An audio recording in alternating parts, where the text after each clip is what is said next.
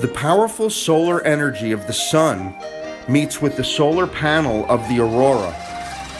The solar lawnmower, developed by the geographic students from Wizo Hadassim.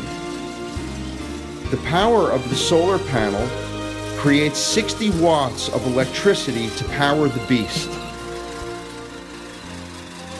The beast has a unique relationship with the sun, providing the photovoltaic effect, and has one purpose only: to cut the grass. It does its job without generating greenhouse gases or noise or pollution. She charges to the grass and will not stop cutting as long as the sun is shining.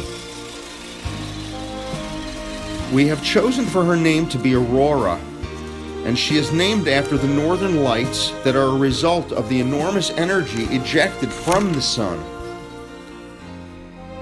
Our students developed the Aurora as part of the Fuel Alternative Program in collaboration with the Prime Minister's Office, as part of the effort to find alternatives to fossil fuels. The Aurora from Wizo Hadassim is our ecological solution for your wonderful green grass.